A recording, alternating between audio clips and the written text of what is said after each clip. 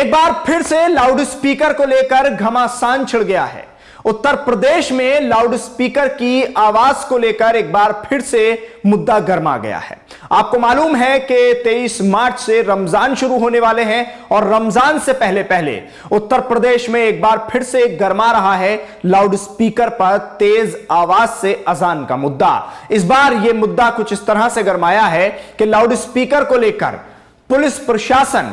तयशुदा आवाज पर भी मस्जिदों में जाकर लाउड स्पीकर को उतरवा रहा है और क्या कुछ हो रहा है वो आगे आपको बताऊंगा। लेकिन उससे पहले जो माइनॉरिटी कमीशन उत्तर प्रदेश ने जो लेटर जारी किया है, जो खत जारी किया है, उसके बारे में जान लीजिए, जिसमें यह लिखा गया है कि तय आवाज होने के बावजूद भी ये इत्तलात मिल रही है कि पुलिस प्रशासन मस्जिदों में जाकर लाउड स्पीकर को उतार रहा है और वहां पूरा मामला क्या हो रहा है वो आपको बताने वाले हैं आज की इस खबर में। आप जानते हैं कि लाउड स्पीकर से आवाज तेज अजान हो रही हो तो उस पर कैसे मामला तेजी से गर्मा जाता है। वैसे तो हल्की आवाज में भी अगर अजान हो रही हो तो लाउड स्पीकर का यह पूरा मुद्दा किस तरह से गर्मा रहा था आपने देखा था। बीते दिनों इस मामले को लेकर कितनी खबरें सामने आई थी, कोर्ट के आदेश भी इसमें आए थे, कोर्ट में बाकायदा तौर पर इस मामले में सुनवाई हुई थी, जिसको लेकर एक आवाज तय कर दी गई थी, धीमी आवाज में लाउड स्पीकर बजाए जाएंगे, ये सारी चीजें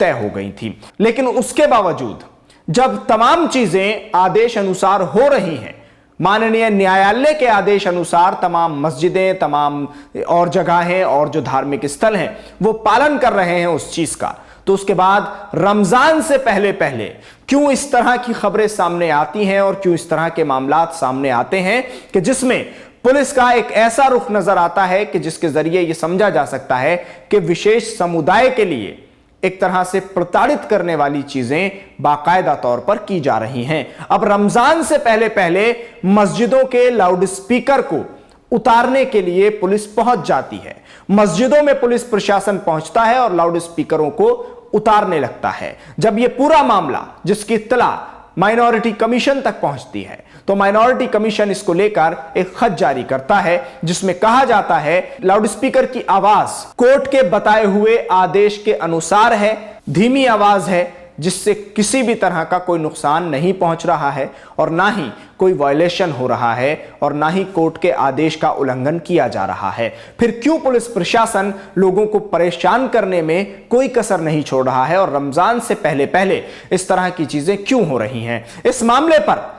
मौलाना ने भी बयान दिया, जो मस्जिद के इमाम हैं। जब उनसे पूछा गया कि आप क्या चाहते हैं तो उन्होंने कहा कि हम लोग पूरा पालन कर रहे हैं गाइडलाइंस का, जो गाइडलाइन है उनके तहत हम आगे बढ़ रहे हैं। लेकिन अगर पुलिस प्रशासन ज्यादती करेगा और रमजान में आकर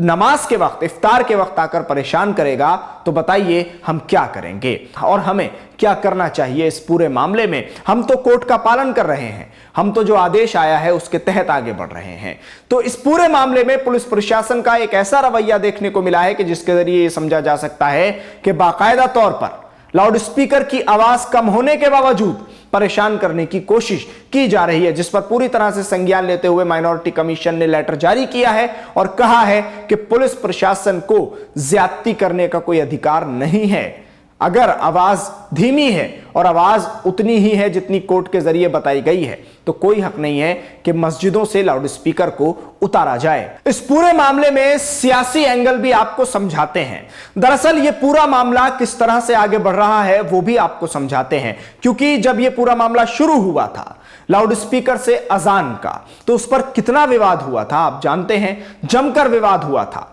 अलग अलग तरह के बयान सामने आ रहे थे, सियासी नेताओं ने बाकायदा बयानबाजी की थी। उसके अलावा आपको यह भी पता है कि हिंदू युवा वाहिनी और ऐसे हिंदूवादी जो संगठन थे उनके जरिए क्या बयान दिए गए थे कि अगर लाउड स्पीकर मस्जिदों से नहीं उतारे गए तो हम अंदर मस्जिदों में घुसकर लाउड स्पीकर उतारकर फेंक देंगे। आप जानते हैं इस बात के बारे में, यह बयानबाजी हुई थी, जिन बयानबाजी के बाद बाकायदा माहौल गरमाया था, पुलिस प्रशासन भी सतर्क हुआ था, एक्टिव हुआ था, कई जगह एफआईआर का सिलसिला भी शुरू हुआ था इन संगठनों के जरिए। तो उसके बाद किस तरह से हिंदुवादी संगठनों ने मस्जिदों से लाउड स्पीकर उतारने के इस मामले को लेकर माहौल गरमाया था। लेकिन अब यह ताजा मामला जो सामने आया है उत्तर प्रदेश में, जिस तरह से बाकायदा तौर पर पुलिस प्रशासन मस्जिदों में जाकर लाउड स्पीकर उतरवा रहा है रमजान से पहले पहले, यह काफी गौरतलब भी है, चिंता का विषय भी है, क्योंकि कोर्ट के